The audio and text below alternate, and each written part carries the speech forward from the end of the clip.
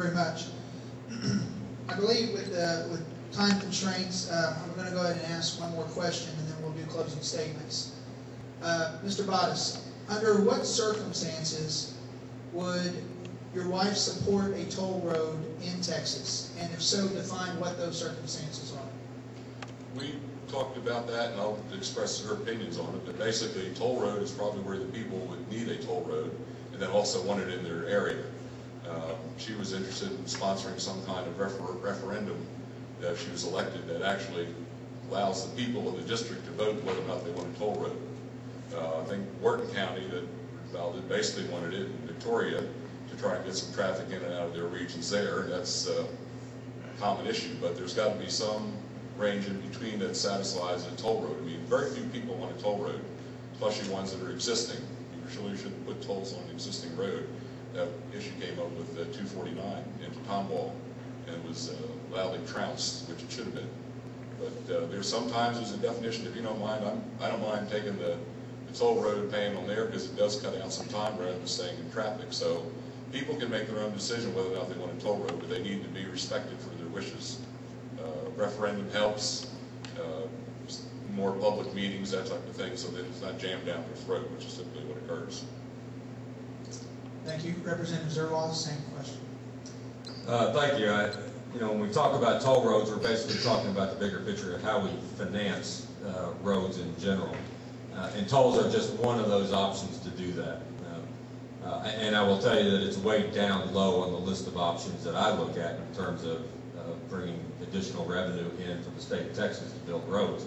I think there's a lot of opportunity, especially with this Sunset Commission, to really look under every stone to be sure, are we spending our money appropriately on roads in general? If we look at Fund 6, which is the fund within the legislature that typically is dedicated to building and maintaining roads, those monies get steered off in every different direction. And we ask ourselves, why does that happen? Well, it's because it has been allowed to happen, and it's a way that the legislature has typically found a way to balance certain budgets or send that money to certain areas of need. Well, what happens is all that money gets lost, and then the one that it was primarily indicated for, or dedicated to, no longer has enough money to do what they do. And so one of the things that I would look at initially in the next session is, let's make sure that Fund 6 goes to building roads and maintaining roads. And then let's look at other ways as to whether we really feel like we need to raise revenue in order to build additional roads. I have to agree with Mr. Bottos that if there is a decision to build toll roads, it should be a local decision. And in fact, I think any roads that are going to come in and separate you from your property ought to be a local decision, because they know, you all know, we know better everywhere we live what serves our communities better when it comes to transportation and when it comes to mobility. So I strongly support local decision. I do not support tolls as a primary way to do it, but if we get there, it needs to be the community that decides that this is the best way to pay for a road. Thank you. At this time, both candidates will now have 2 minutes to make a closing statement. Representative Zerwas, you're first. Well, thank you all again for taking the opportunity to come out, and I want to thank the citizens for a Better Waller County for not only everything that they have done, but truly their effort to kind of inspire a sense of citizenship within Waller County as a whole. You look for the silver lining in the cloud that comes out of some of these things that we're faced with, and although I don't think any of us would choose to participate in another invasion like the Trans-Texas Corridor presented to us, what has come out of that, though, is a real sense of community and ownership. And I'm very pleased with what that has come out of that. I'm very proud of that.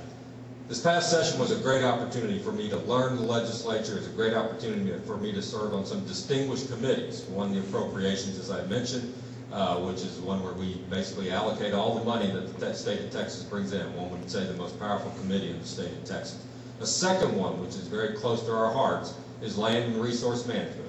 This is where we talk about condemnation. This is where we talk about eminent domain. And this is the committee that House Bill 2006 came out of after a lot of work of every individual in that committee. I'm proud to have put my fingerprints all over that. I'm proud of the overwhelming vote that we saw in the Senate and the House. And I am not proud at all of the veto that the governor made on that. This next session, I vow to this district and the citizens of Texas that we will take that up early enough in the session this coming year so that if it does get vetoed again, we had the opportunity and we have the votes to turn that back over. And I will tell you, any governor in their last term, in their last session, is not interested in having a piece of legislation vetoed in their face. But that's what will happen if we send 2006 over again.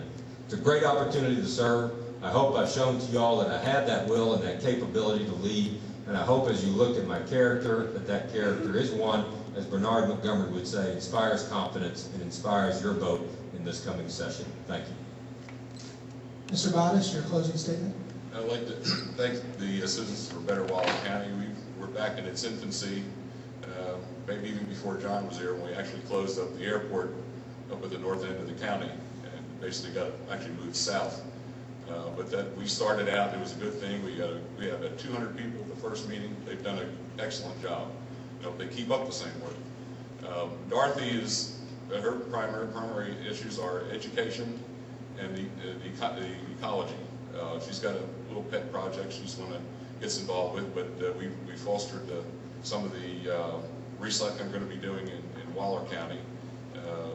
Judge Beckengord has actually spearheaded this now, but we have been pushing it in Waller County. Didn't get very far with it, but I'm glad that's in place.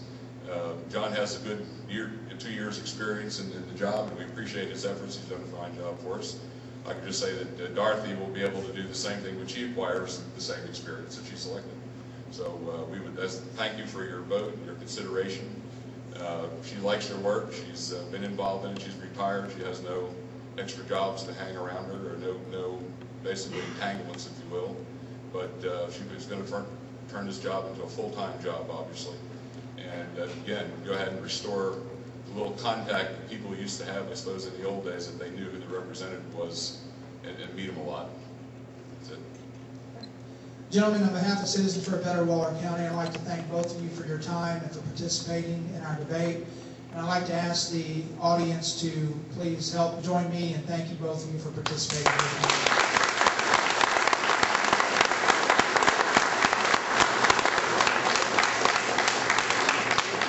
Okay, at this time,